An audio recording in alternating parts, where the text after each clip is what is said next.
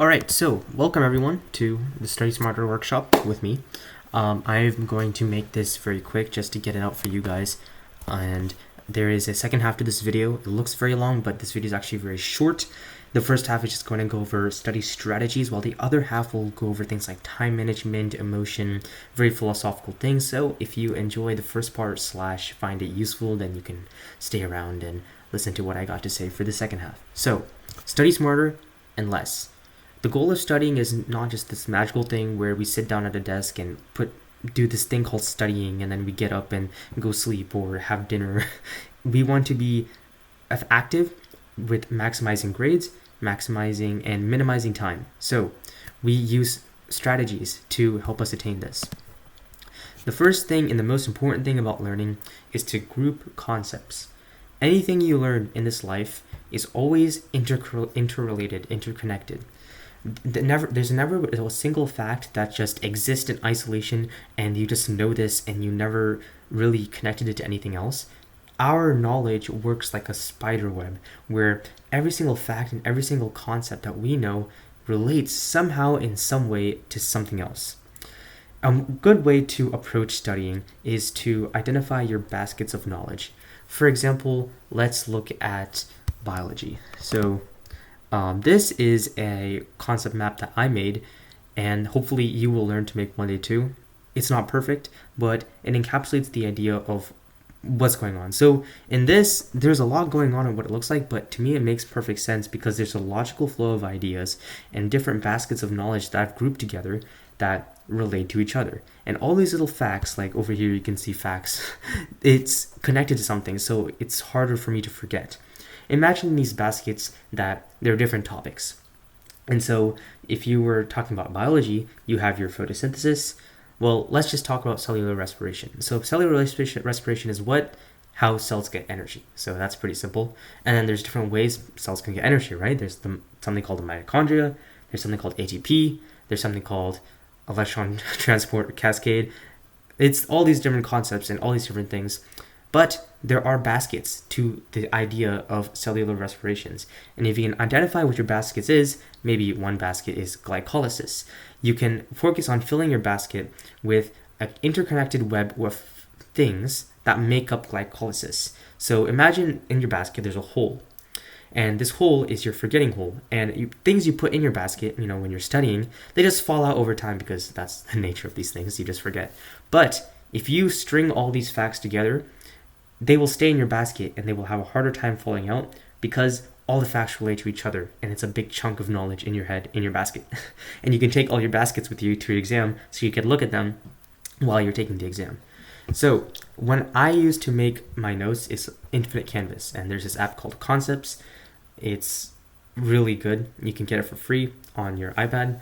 And if you don't have an iPad, paper is perfectly fine. But if you do have an iPad, there's no point in using an iPad if you don't have Infinite Canvas, because mind maps lets you go left, right, up and down with no limits to where your flow of ideas actually go. If you have a notebook and that's all you have, that's great. Just avoid copying down notes line by line, and I will talk about that as we go on with the presentation. But how to think about content. So I told you about baskets, but I want to give you another example. When you're building a puzzle, what do you usually start with? So you dump out, you and your mom buy this brand new 1,000-piece puzzle and you tell her, let's finish this by New Year's Day. And so you have, from Christmas to New Year's, you have maybe 6 days to put this puzzle together. So on the first day, you look at the puzzle and you dump it all over the table and you look at the map or the picture, the reference picture, and you say, okay, there's a lake, there's a house, and there are clouds. So there are 3 main groups: lake, house, clouds. And so you look at all these pieces and some of them are flipped upside down, some of them are weirdly shaped, some of them are just maybe they fell off the table. And so you gather them, you flip all the pieces over looking at them, and then you say, okay, here's all the pieces with the water. Here's all the wood pieces with the house. And here's all the pieces of the white sky. And you start organizing these pieces area by area. Now imagine if you told your mom that I'm just going to look at this one piece of the house and I'm just going to memorize what this piece looks like. Maybe it has like a window in like the bottom left corner, like some light of a window. Maybe it has this speck of wood in that piece, and you just look at it and you look at it for 5 minutes and you've completely memorized it. You're good. You put that piece down, you pick up the next piece, and you study that piece. I don't think anyone can actually solve a puzzle like that just by memorizing pieces and then sniping where that piece would go, and that's insane. But that's what people do when they come to studying slides. They look at facts, they memorize that fact, and then move on to the next slide. And that's not effective. That's going to bloat your time studying. That's going to make you frustrated because you keep forgetting that same thing. And that's what people are doing with flashcards too. I will return to the idea of flashcards in a bit, but what I would suggest you do is to first build groups. Once you have your group of cloud pieces, your group of house pieces, your group of water pieces, then within that, you can start building a frame. And your frame is essentially what is going on in this topic, whether it's physics, whether it's biology, whether it's chemistry, whether it's math. There's something going on in that topic, in that exam, that is an idea that's trying to be got across to you students here to learn the topic. And once you can have that frame, every fact, every practice question, every concept that you learn from that frame builds on each other. And as the week progresses and as you continue to look back at the same material, the knowledge that you learn will be built on top of the things that you expose yourself to when you built that frame. Like, for example, if you're seeing the house, you see a duck. It's like, where would the duck go? Oh, well, the duck goes in the water. And then it just makes sense. You don't have to memorize that duck goes on water because it just makes sense that ducks will be on a pond. Like, ducks not going to be living in a house with you as you do your puzzle. So let's look at some practical examples on how we actually do this. So I brought up some of the stuff I actually use to do my day-to-day actual studying activities. So here we're talking about cell communication in biology. So what's great is that this professor took the time to show me my baskets. And my baskets are different main topics that we'll be learning. So when I go into my exams, I look at these things and make sure, well, do I know what the 3 steps of signal pathways are? And if I'm doubtful, then I better go look back at that and fill my basket before I go into the exam. So here, the frame is cell communication. So before even looking at the first slide, and the first slide I would say is this, it's content. Before I even look at that, I ask myself, what is cell communication? What do I think it is? Because I'm not trying to jump into the content, I'm trying to learn the content so that everything just sticks to me when I eventually go through and look at the content. Well, cell communication is kind of obvious because if I'm an organism and if I'm made of cells, cells on my brain need to communicate with cells in my hand somehow, in some way, in some sort of fashion. If cells are replicating, they need to make sure they don't replicate too much. If bacteria is living in an algae, how does bacteria know that they're running out of room? Maybe there's food in this side of the corner, all the bacteria can swim there or something. I don't know. Maybe I could be wrong about all of those things. But I have an idea of what I'm getting into. And this little cute little sentence. Do they use WhatsApp or Twitter? Okay. But this brings another question. Why? Why do cells need to communicate? And this is actually a very good technique that I recommend you guys do, is that when you're first learning something, it's so easy to just go to the first slide and just start reading. But this is very, very dangerous because what's going to happen is that you're going to read all these slides and you're going to go to the next one and you've already forgotten what you've just read over here because none of that information is relevant. Let's talk about the puzzle that earlier. Let's say you see a grass piece and you think, let's say you see a bear. And so this bear, you're confused. Is the bear in the water? Is the bear in the forest? I don't remember seeing a forest. Where could this bear be? And so you don't know where to put this bear. So you're just going to throw it on the floor and forget about it until there's a missing piece at the end of the puzzle. There's just information that's not going to your brain doesn't know why. And your brain is very good at forgetting things. It's amazing at forgetting things. In fact, your brain is the best at forgetting useless nonsense information that you do not need.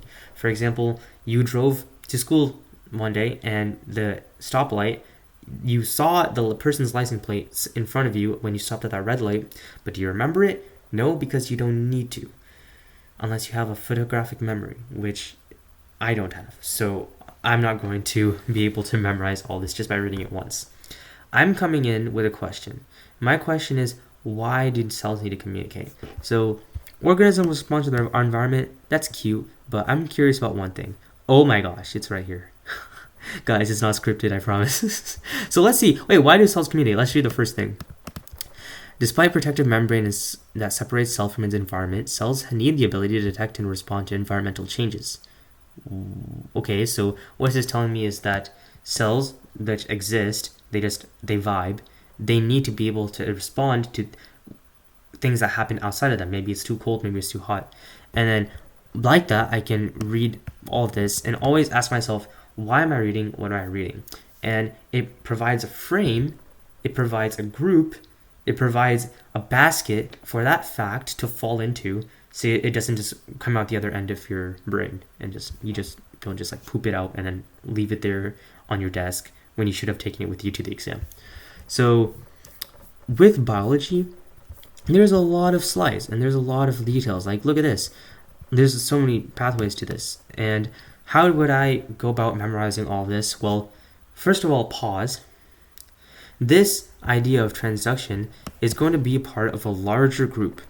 And this larger group is communication. And maybe I zoomed out too far because this whole slide is about communication.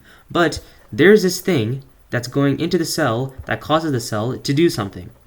And that's just simplifying it. But when I think about it into the larger context of what this presentation, what this lecture is trying to teach me, there's different ways of how that signal can go across, and I can connect that to the idea of how, some communications, they just connect like this. This is a gap junction. Maybe some things, they just, like in plants, it's just connected, but it's called something different because it's plant, and that was the animal cell. And so all these concepts, they're related in some way.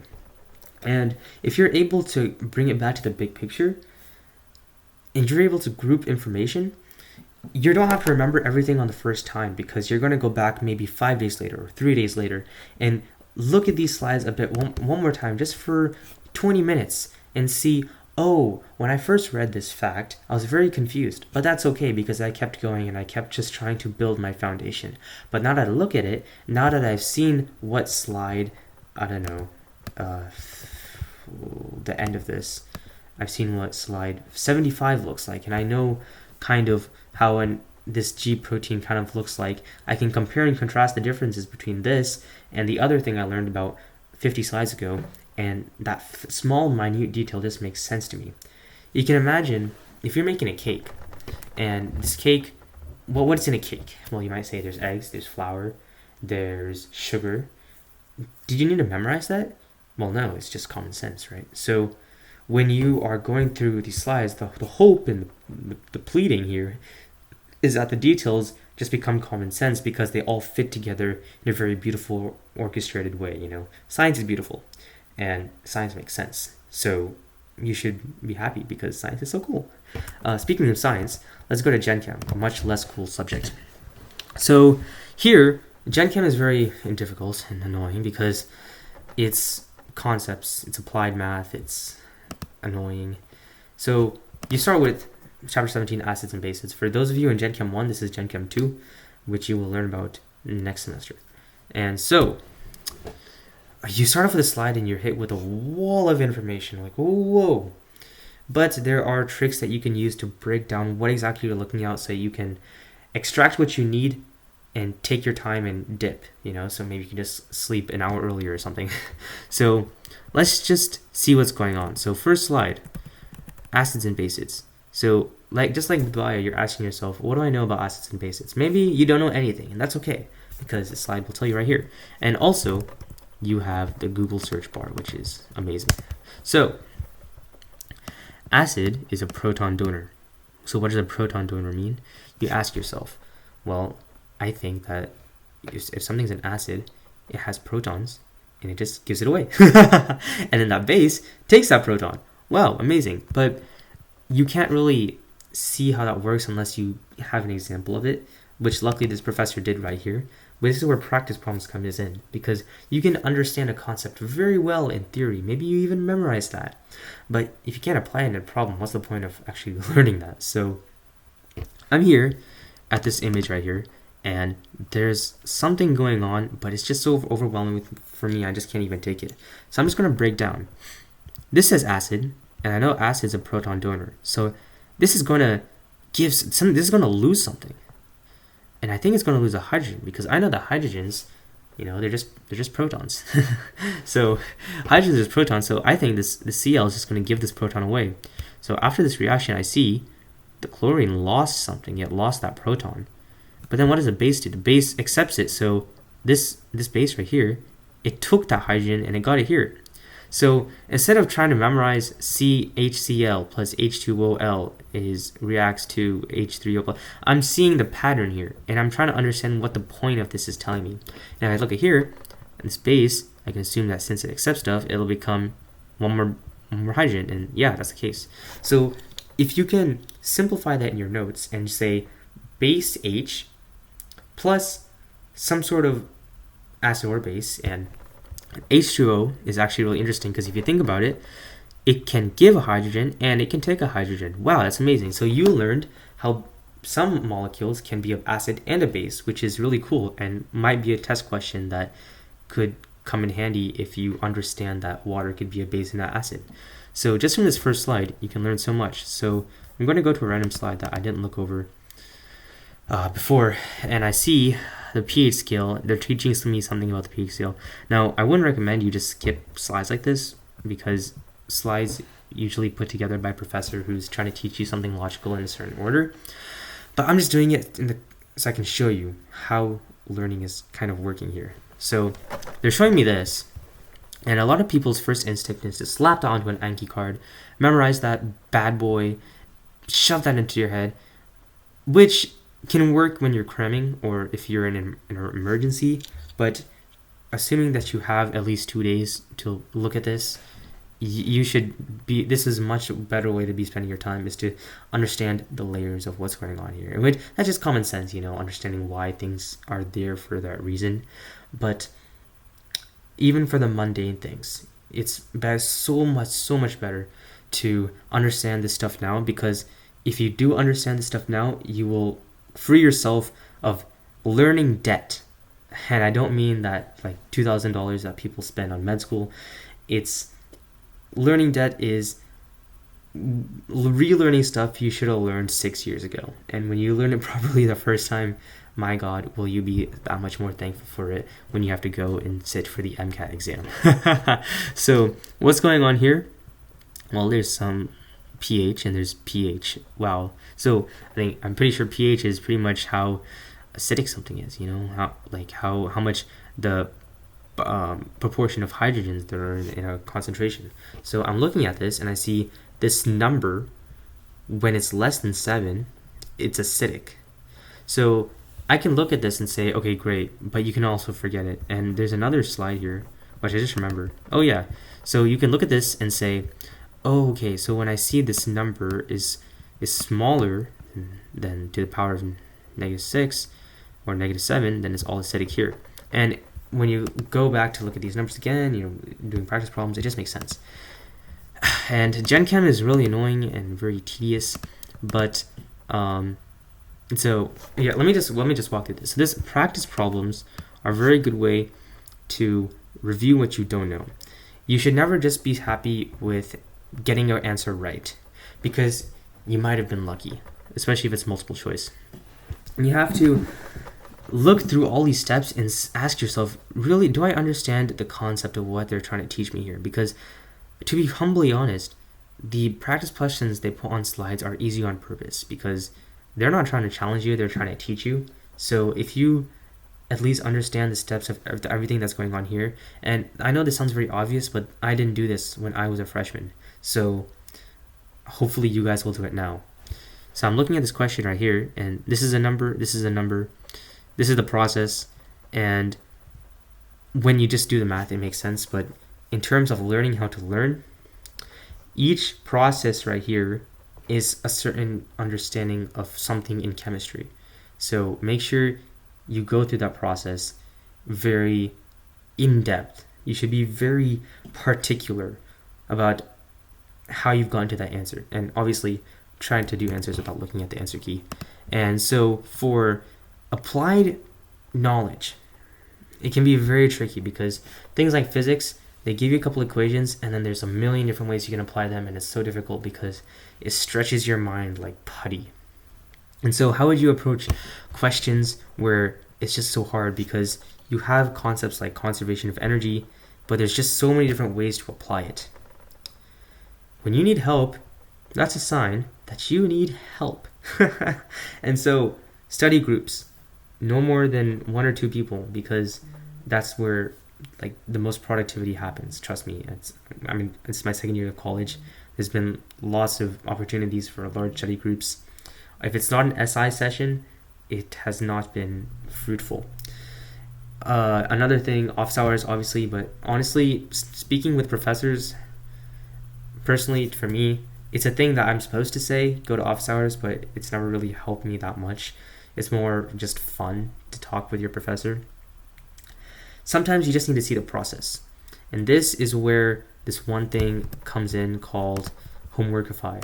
Now, this gives you direct access to Chegg and a lot of other stuff, so I'm going to teach how to use this. So you just take this question right here and you copy it into your search bar, and then you have answers here, but what happens is that it's blocked, so you can't actually see the answer right here. So you just go back, you copy the link from here, and then you bring it back, you paste it here, you search.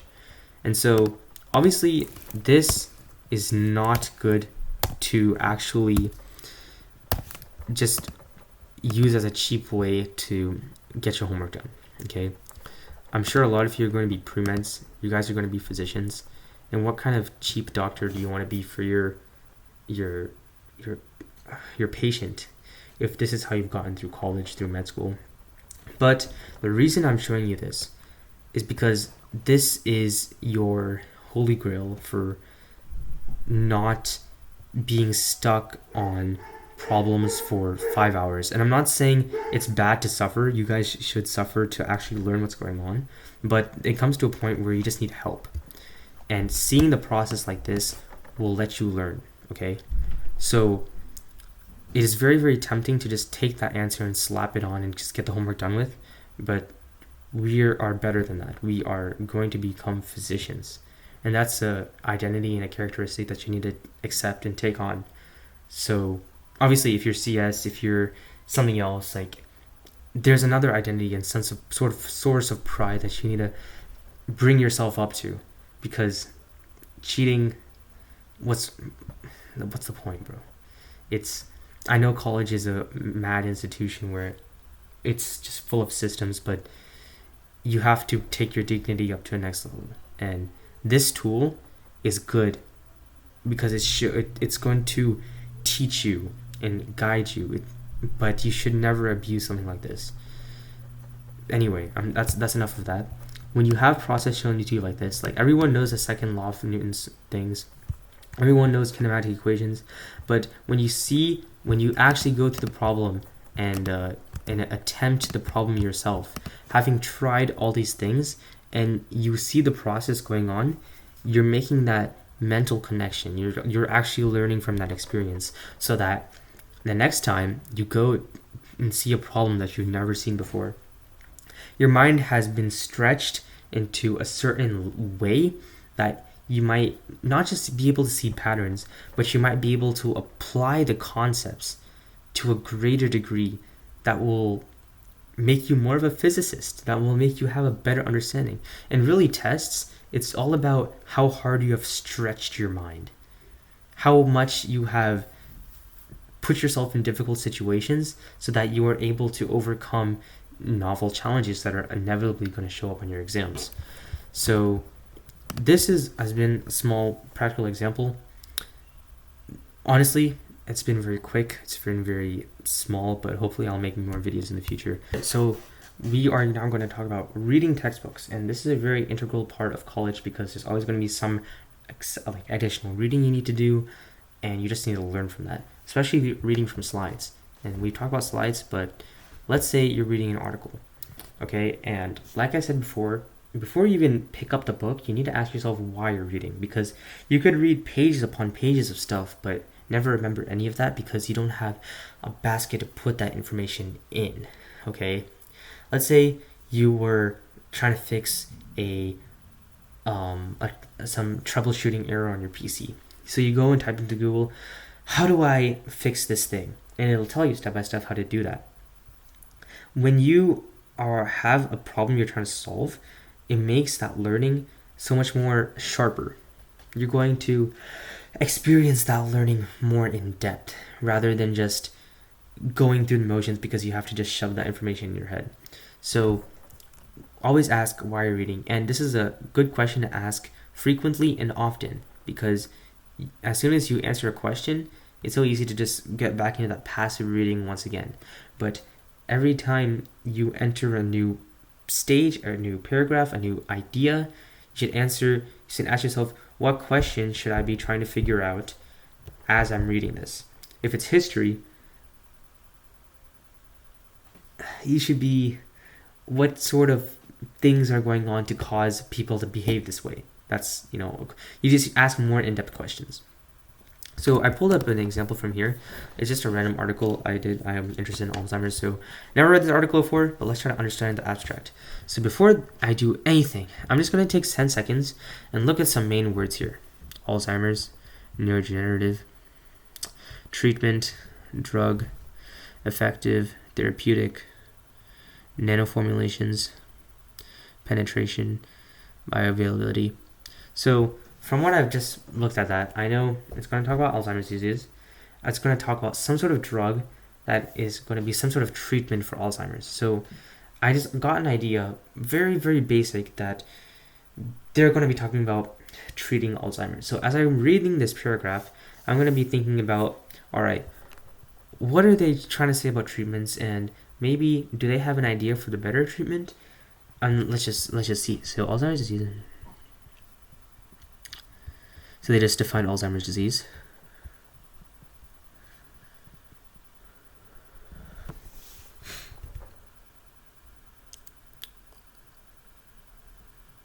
There's no such treatment or cure for Alzheimer's disease. So I'm going to stop right there and say, okay, I thought it was about treatment, but they said there's no cure or treatment, so I'm going to have to change my question.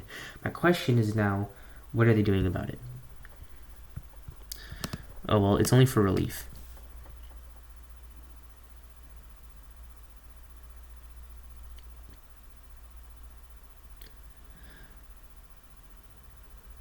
So they're saying that they can create a drug that can help with relief or cure. So then nanotechnology, they're going to be using nanotechnology to help with this cure.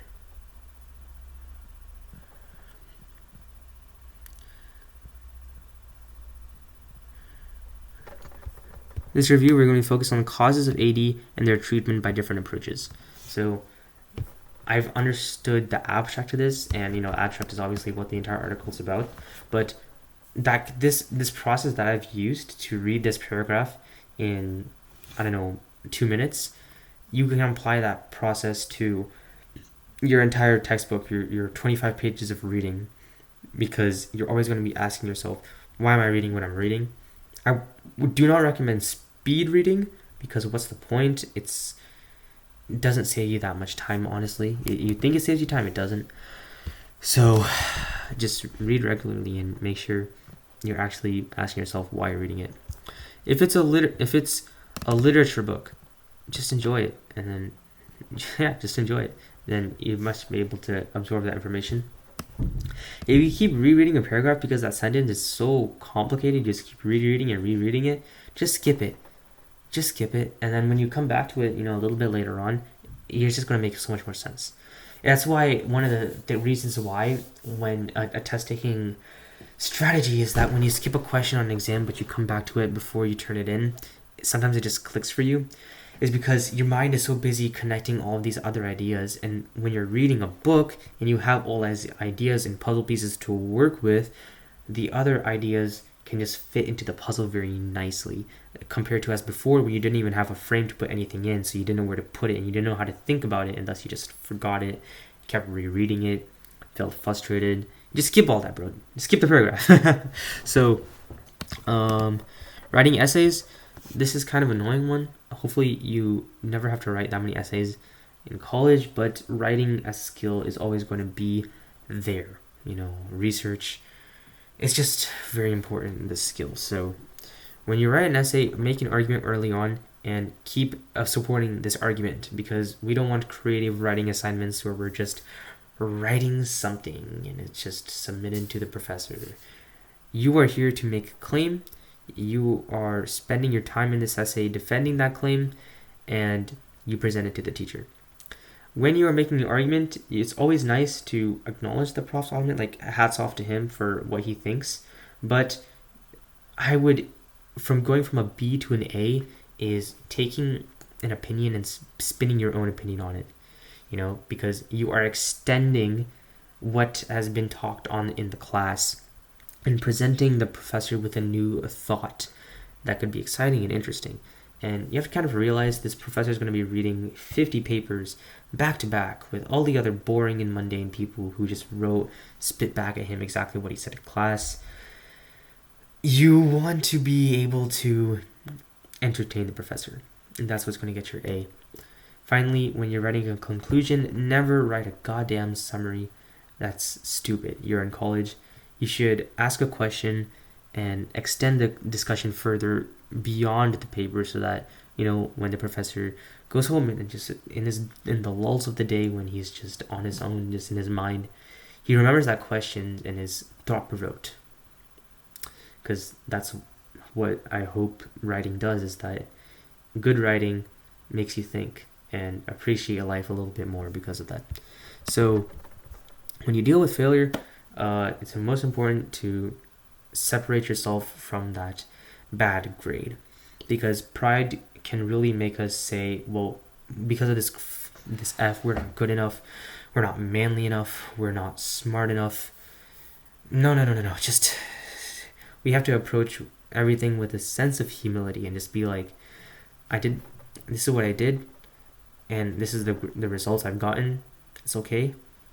I don't have to be perfect now, but we keep building, we keep getting better, and I'm going to do everything I can in the best of my ability and my most healthiest approach to do better and to become better and to be the person I want to become.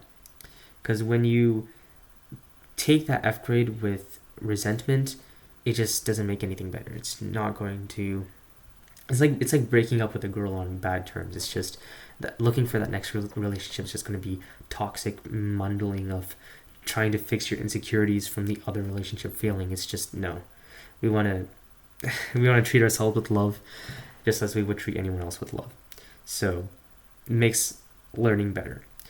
When you review your mistakes, you've got to be like a lion, hunting and gnawing on every piece of bone and blood that will make you slightly better. When you review a test question, everything that you get wrong is a sign that there's a gap in your knowledge. There's no such thing as silly mistakes, because if there were, you wouldn't have made that mistake in the first place. You think that you've known it because you were familiar with it after you looked at it and you were like, oh, well, that makes sense to me. That was just a silly mistake, but you got it wrong. And that's the hard truth of the matter. There was a gap of your knowledge, and you need to go back and review that very, very thoroughly so that you don't make that mistake again, because you're here to learn. And that's why in practice exams, people be out here practicing 6 practice exams, but there's this guy who just spent 2 hours studying for the whole exam, who did only 1 practice paper, and he's getting better grades than everyone else who did like 6 practice exams. It doesn't feel fair until you realize his method is different. He is just putting a better quality into this practice paper. When you get a question right, you just could have been lucky. You need to go through every concept and every idea and really ask yourself, do I really have all of my baskets filled? or am I lacking? And do I have a gap somewhere? And practice papers, the sole purpose of practice papers is to identify your gaps. People be out here doing the practice paper and never reviewing their questions because they're scared of being wrong. But if you think about it, if you just really think about it, what's the point of studying? The point of studying is to not be wrong on the exam. The point of studying is to get a 4.0 in college. You can't be like shy of yourself. And honestly, if anything feels good, if you're getting so this is supposed to make you feel better, but if you're getting every single question right, that means you're not studying hard enough, or something that should actually be scary for you if you're getting questions right, because that's too easy. Like that's a little tad bit uncomfortable. If you're getting everything, if you feel like you're getting everything right on the actual exam, great. If you feel like you're getting everything right in your practice, something's a little bit too easy. So just be wary of that. Anytime you get your test back, always look at that. Ask for points back. A great story is this: earlier this semester for biology, there was a free response. I typed in nuclear pores, but the technical full word is nuclear pore complex. What I did is that I found a biology textbook and I took a picture of the textbook saying that thing was called a nuclear pore without the extra word in it, and he gave me that points back. And I'm not saying you have to like show textbook proof for a question every single time, but contest.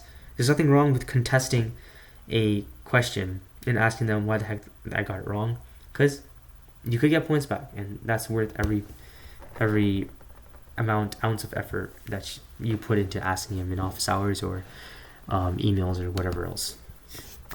And finally, the most important, I think, is to work less. Okay, you're not trying to study for 6 hours.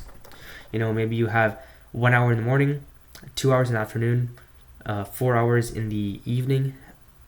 That's great. You might find that 1 hour in the morning is going to be the most productive you are all day, because of the time crunch, because your mind is fresh, because maybe you skipped breakfast and your mind is not bogged down by the food. All of these, like, just giving yourself too much time to do something is just never a good formula for productivity. You feel like, do things in your life that excites you. Do epic stuff. Like, for me, that's art. I draw. I'm making this video for you guys. I'm not making this video because I have so much free time. It's not like that. Doing stuff like this gives me energy so that I can put this energy into my studies, so that I can get good grades and have time to write essays and understand physics and all of this stuff. So when you do epic stuff, it fuels you, and that fuel goes into your studies. And for me, I don't really enjoy studying that much. I do enjoy science, but I don't enjoy the studying, the classes, when you're forced to do it, it's hard to enjoy. But another thing to keep in mind is the stress and performance, this Goldilocks curve. So when you give yourself a reasonable time limit, then your arousal is highest so that you have the highest performance. If you give yourself 2 minutes to write an entire essay, you're going to be up here. It's just too stressed, too much of a demand, and your performance is bad. But if you give yourself an hour and a half and you say, I need to finish this by the hour and a half, that's a good amount of stress for you to actually have fun while you're actually doing that essay. And if you think about it, stress can be fun in right amounts, because people go to the gym and have fun. That's stress on your muscles. People play video games and have fun. That's stress on your brain. So in the right amounts, stress is good, and it can help you fuel your work.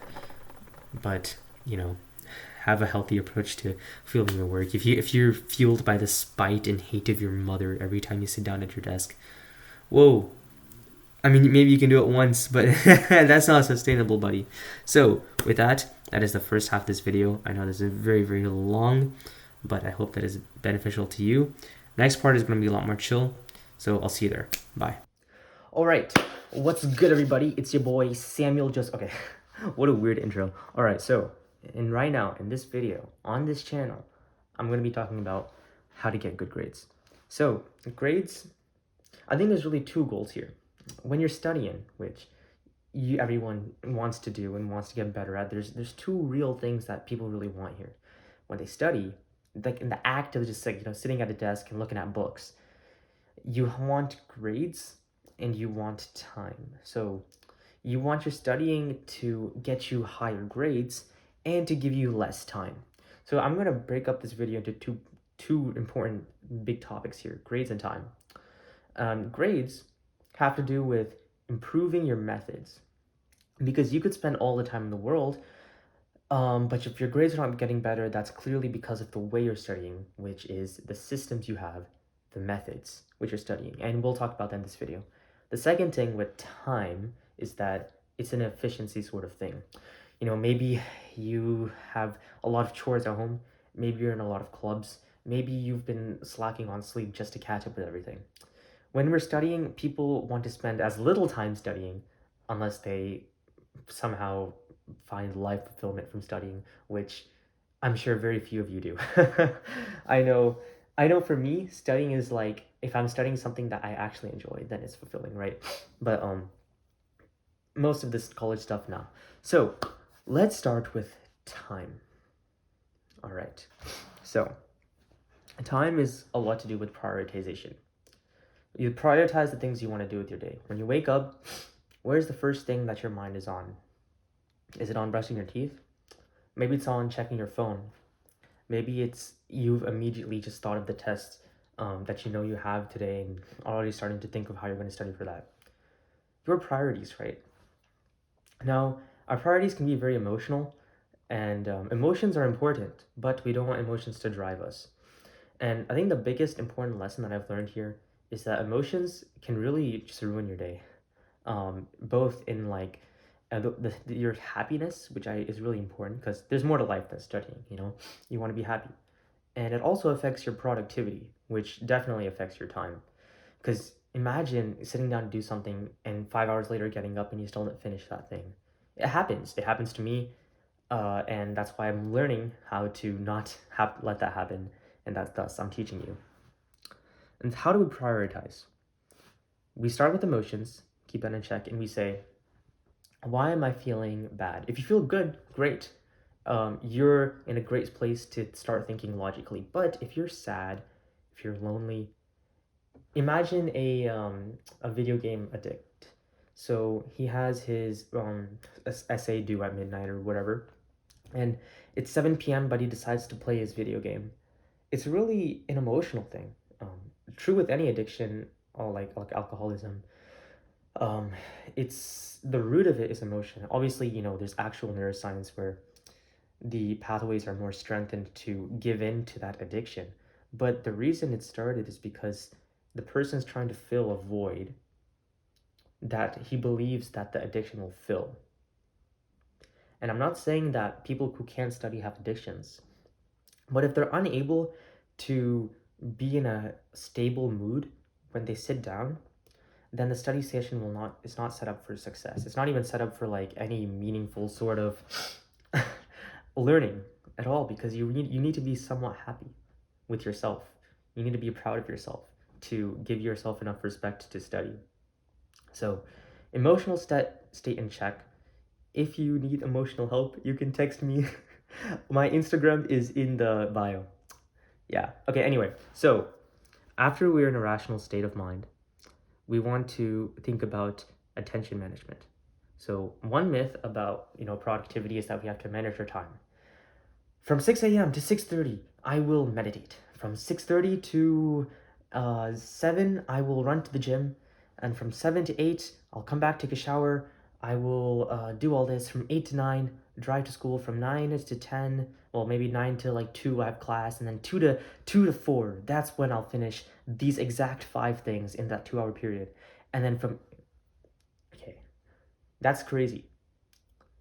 Imagine if I will brush my teeth at 6:33 a.m.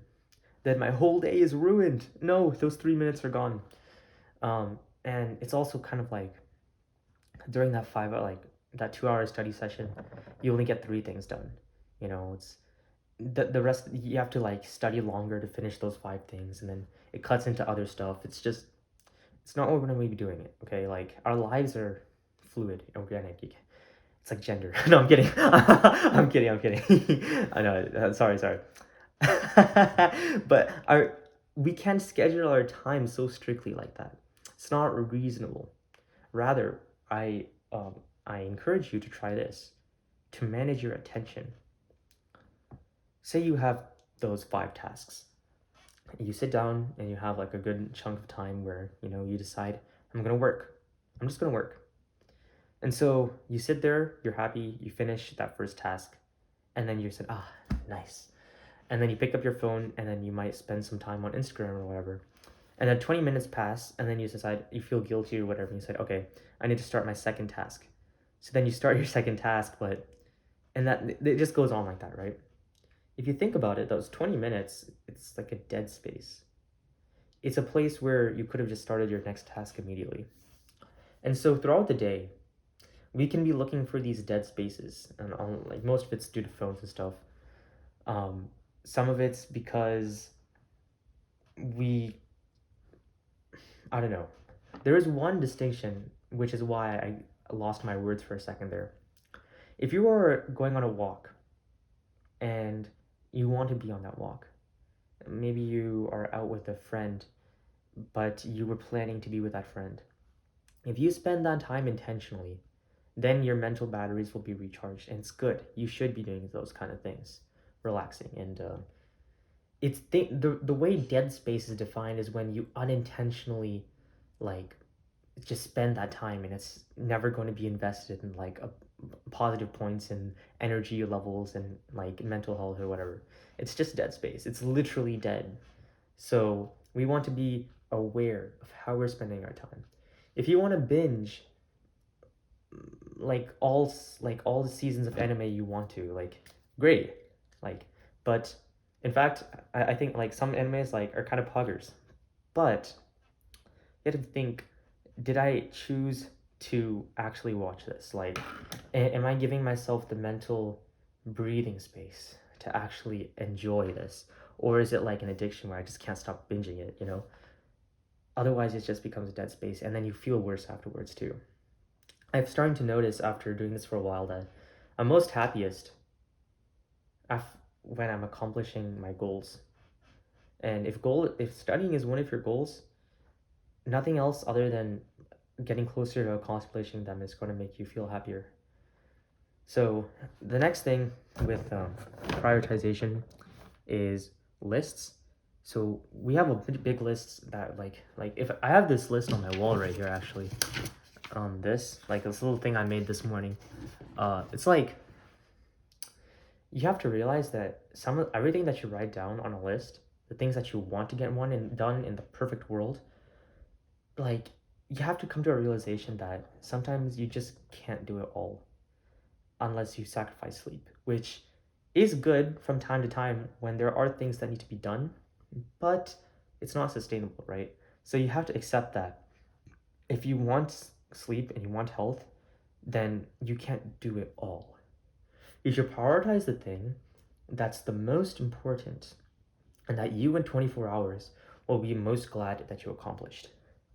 What about the stuff that is not really urgent that you in 1 year will appreciate, like going to the gym?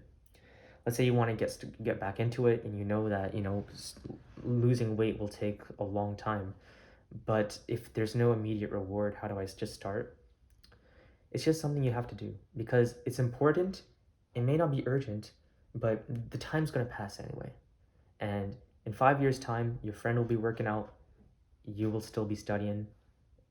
It's like the time passed, After 5 years, the friend will see results because that friend has been just doing it. It's just the nature of doing things.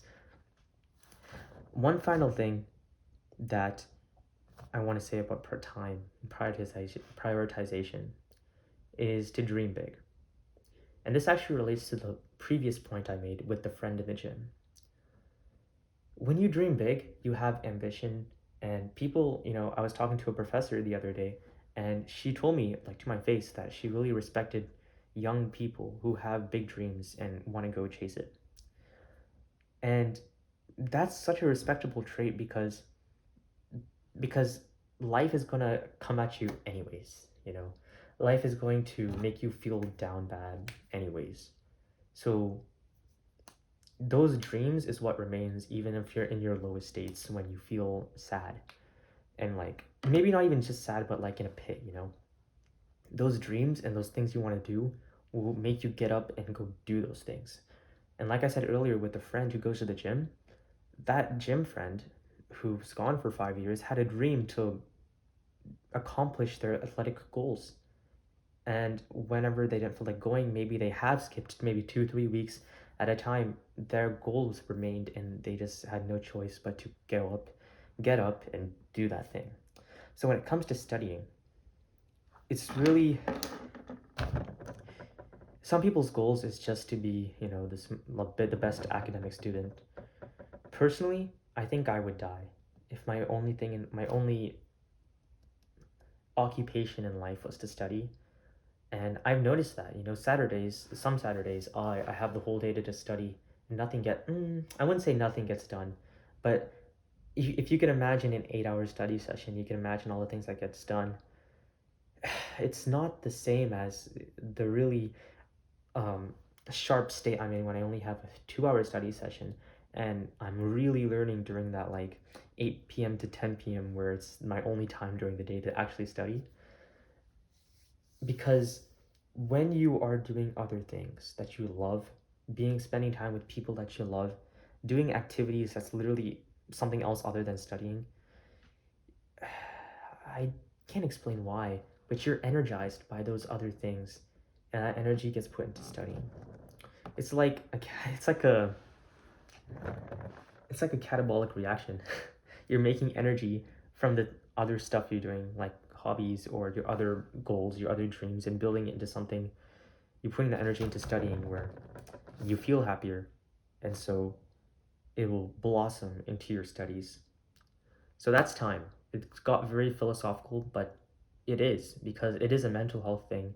It is a sort of teaching thing. It's a very non-educational kind of thing. But in this next part of the video, which I will record later, we'll talk about the methods and how to get better grades, which will be a lot more